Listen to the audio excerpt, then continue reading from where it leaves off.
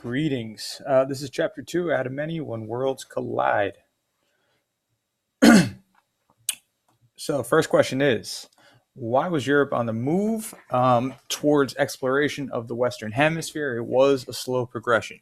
One of the main reasons was the Crusades, this war to reclaim Jerusalem and the Holy Land in the Middle East. With this experience, um, they the Europeans got a trade thirst. They were exposed to all these new spices and new materials and gold and all these other things, and they became thirsty for trade. They needed to get to China. They needed to get to India. The problem is it was too difficult to get in a easterly route, so they decided they were going to look for a westerly route to get around there and be able to trade with them a little bit easier.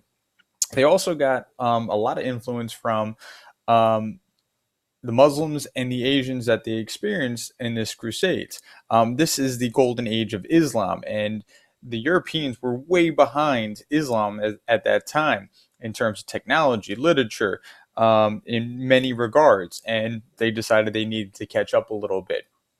The Reformation also is going to play a huge role in their exploration. We have the Reformation of the Catholic Church inside Europe. Europe was predominantly Catholic until we have a Reformation started by Mr. Martin Luther, tagging up his 95 Theses in Germany, protesting against Catholicism and the rule of the Pope. So we have a war between Christians of the conservative Catholics versus the Protestants, the Christians that are protesting against Catholic rule. So we have some countries that are going to remain Catholic, such as Spain and France and and a couple other choice kingdoms. And then you're going to have more Protestant kingdoms, such as the Dutch principalities, Germany, and also Great Britain. So this rivalry is going to lead to who can win the hearts and minds of people all around the globe to bring them either to the Catholic side or to the Protestant side. We also have the formation of nation states. Europe principally was a bunch of small little kingdoms. And what starts happening is these little kingdoms start marrying together, and they bring their kingdom together and they form into the modern day nation states that we have today. The best example is Isabel and Ferdinand of Spain.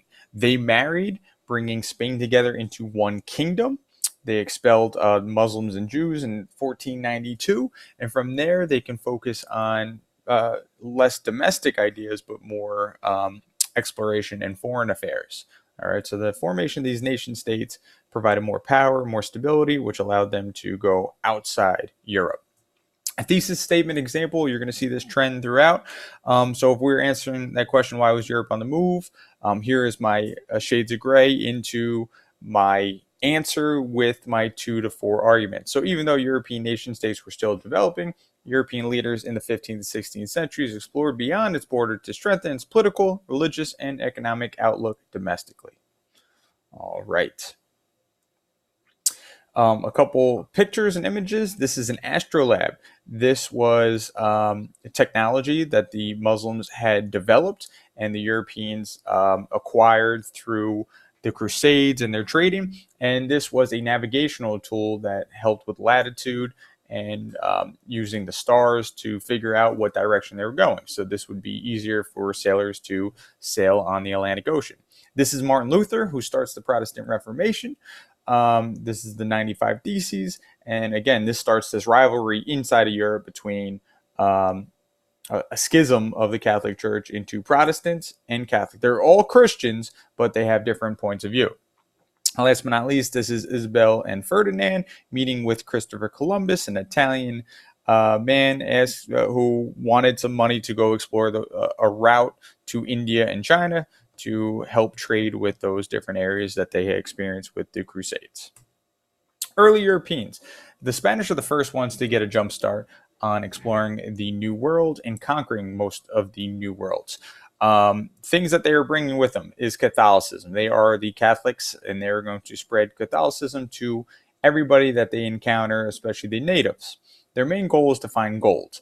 They do find some gold and a lot of silver, but eventually they're going to shift to growing sugarcane and other cash crops. They enforced the encomienda system, which is the enslavement of American Indians. American Indians were not used to that type of work, so this is where they later transitioned to using African slaves. They're going to take over Central America, most of South America, and parts of North America, leading up into Mexico and also in Southwest the United States. We have the French, who also get a jump start as well in North America. France is mostly Catholic, but they kicked out a lot of their Protestants, who are known as Huguenots. Sounds like a superhero, but just a fancy word for French Protestants. They're going to end up in Canada and along the Mississippi River.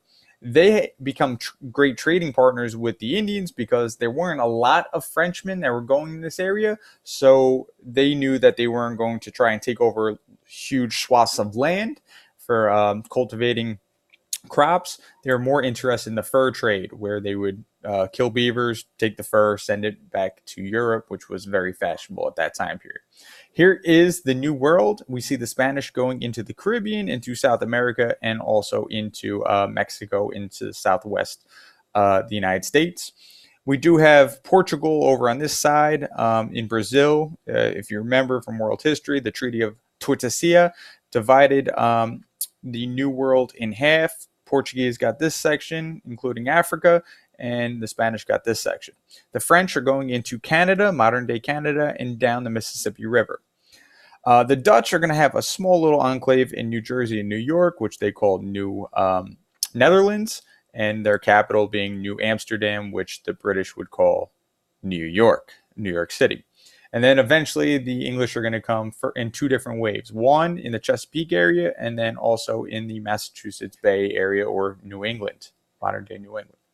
So why was England so late to the game? Mainly because they had a lot of wars going on, instability inside their countries. They have the War of the Roses. They're battling against the Scottish rebels. They're trying to take over Ireland, and there are what they call savages, and they're going to actually use that lesson when they fight against American Indians. They treated the American Indians as they did with the Irish. They're fighting many foreign wars, such as the 100 Years' War against primarily the French. And last, they have religious issues. They keep going back and forth between Catholic and Protestant. Mostly a Catholic country under Henry VIII. All right. Eventually, he didn't get a divorce. You guys all know the famous story. And he turned it into a Protestant country, or an Anglican. All right, Anglican, England, Anglican. That is the Protestant religion that they follow. Once they solve all these issues and they have some stability under Elizabeth I, they will start exploring, eventually getting to Jamestown in 1607. So they finally get into the game. Royal stability. We have the Tudors. So Henry VIII, his daughter Mary. First his son. I forget what his name is. Oh my goodness. Then eventually into Mary, Bloody Mary of Spain, who turned the country back into Catholic, and then back to Elizabeth I, her sister, who is going to reign for like 30, 40 years, a Protestant country. And she's going to turn it over to her nephew, James I, a Stuart from Scotland. So we have this stability, and it's more powerful, so they can focus, instead of domestically, more outwards. We have a surplus population going on in England. There's no more land. There's nowhere else to go. So where are they going to do? They're going to look outwards towards the New World. We have this new law of primogeniture, which is only the eldest sons are eligible for land. So if you are a duke and you have 7 sons, only the oldest son is getting land. So what are those other 6 sons going to do? They're going to find ways to make money. Maybe become a military person, or try their luck going into the New World. We have this idea of joint stock companies. Pretty much kind of like the stock market. You get a bunch of investors to invest in the idea of going out to the New World and trying to get wealthy by doing cash crops, such as tobacco or sugarcane or whatever else. It's a small investment. So if the ship sinks, or if the investment sinks, or stinks, either one works, they don't lose all their money. So instead of having a king take the whole trouble of putting all their money into this venture, now we have hundreds of investors that can invest in this joint stock company, and it becomes a little bit cheaper to go explore the new world.